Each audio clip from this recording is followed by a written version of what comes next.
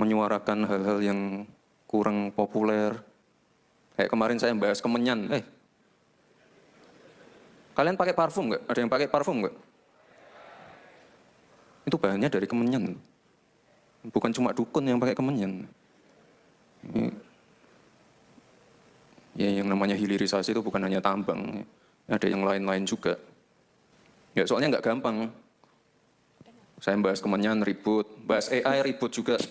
Apa salahnya AI? Aduh. Si Gibran heran, pernyataan dia soal kemenyan dan AI menjadi polemik. Gibran, lu waktu ngomong itu nggak mikir dulu ya? Lu sadar gak? Proses lu menjadi wakil presiden bisa duduk seperti saat ini jabatannya, itu diawali dari sebuah polemik. Jadi lu nggak usah heran ya Gibran, ketika akhirnya sepanjang hidup lu apapun yang lu lakukan, tentu saja akan selalu menjadi sebuah polemik. Karena hukum tabur tuai itu nyata, karma itu ada Gibran. Apa yang kau tanam, itulah yang kau tuai. Masa untuk hal kayak gini aja lu nggak paham sih Gibran. Lagi pula gue saranin ya, lu tuh nggak usah dulu lah membahas hilirisasi, bonus demografi, kemenyan, AI apapun itu. Tapi hal pertama yang harus lu lakukan adalah menepati janji kampanye lu akan menyediakan 19 juta lapangan pekerjaan. Mana hingga detik ini nggak ada, nothing, hanya janji omon-omon ya, bullshit semuanya. Yang terjadi apa? PHK massal terjadi di mana-mana, tingkat pengangguran meningkat. Ya gue maklum sih ya, lu gak mungkin mampu menyediakan 19 juta lapangan pekerjaan. Gue tahu semua itu cuman bullshit, cuman omon-omon, cuman PHP untuk rakyat. Karena lu sendiri aja ya dapat kerjaan, punya jabatan, sekarang dicariin bapak lu, digendong paman lu. Nggak mungkin lah, kecuali lu bisa di posisi sekarang ini bener-bener hasil jeripayah lu, hasil perjuangan lu. Lu merintis dari bawah semuanya step by step. Tidak seperti apa yang lu lakukan dari anak tangga pertama langsung ke anak tangga ke-10.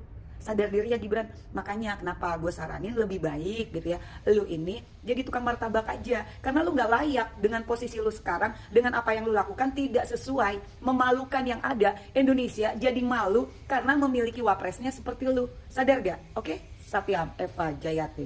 Ibu sekalian, kita tinggal di wilayah Asia Tenggara yang penduduknya lebih dari 650 juta.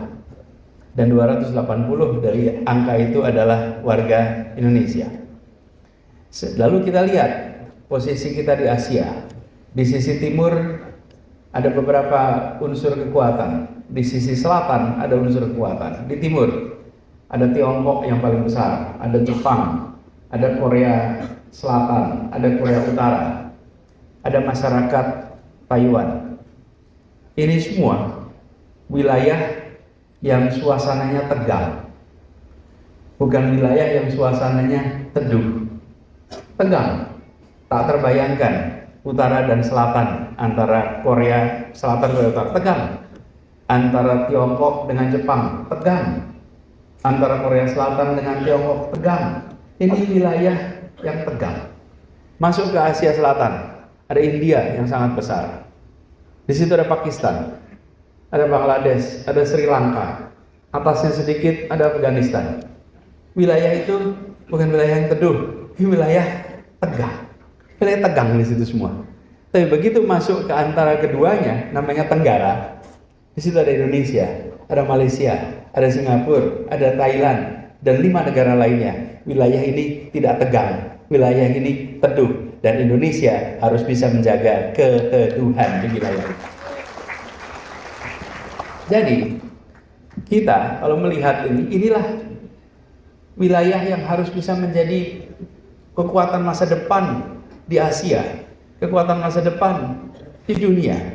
Kenapa? Karena kita memiliki bekal dan menjaga, membuat wilayah ini teduh tidak sebentar.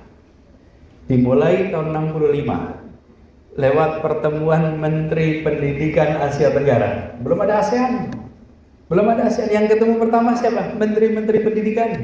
Dan menteri pendidikan itu berkumpul lalu bilang, kita tidak mungkin wilayah ini tenang teduh kalau pendidikan kita tidak berinteraksi sama-sama. Mulainya dari pendidikan. Dan dari pendidikan itulah lalu pertemuan pertama kali tahun 65.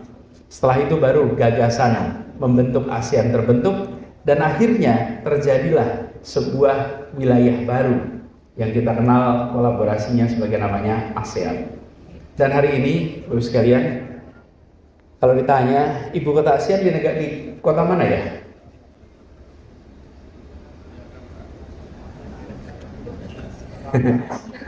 Ibu kota ASEAN itu di mana, Bapak Ibu? Kita harus bisa menjawab dengan jelas dan tegas. Jakarta adalah ibu kota ASEAN.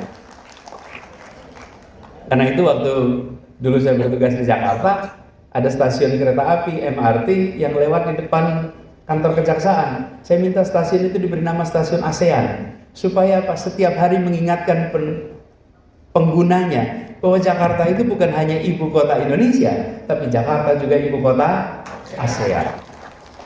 Dan di Jakarta ini, Bapak Ibu lihat, semua kedutaan internasional di sini punya dua duta besar, satu duta besar untuk Indonesia, satu duta besar untuk ASEAN. Dan kalau Bapak Ibu datang ke kedutaan Indonesia di luar negeri, pasti muncul dua bendera juga, satu bendera Indonesia, satu bendera ASEAN. Nah, saya ingin menyampaikan pada semua bahwa Indonesia punya ruang yang sangat besar untuk berperan di wilayah Asia Tenggara, Asia, apalagi dunia. Nah, syarat untuk bisa melakukan itu, PR domestiknya harus beres. PR domestiknya karena kewibawaan di dunia internasional dimulai dari kewibawaan domestik. Tidak bisa kita memainkan peran internasional kalau domestik kita tidak bisa jadi contoh. Ketika kita mengatakan kepada dunia bahwa kita harus mementingkan persoalan lingkungan hidup, orang tanya, "You udah beresin belum soal lingkungan hidup?" Ketika kita mengatakan pada dunia, kita harus menjadi negara yang menghormati hak asasi manusia, you udah beres belum soal hak asasi manusia? Ketika kita mengatakan pada dunia bahwa kita harus menjunjung tinggi prinsip demokrasi, ada demokrasi tidak di tempat Anda? Karena itulah mengapa kita harus bereskan persoalan-persoalan domestik juga. Selain tugas republik yang ada dalam Undang-Undang Dasar untuk rakyatnya, tapi tugas republik yang ada dalam Undang-Undang Dasar untuk dunia. Karena kita hadir bukan sekedar untuk penduduk di Nusantara, tapi kita hadir sebagai warga dunia.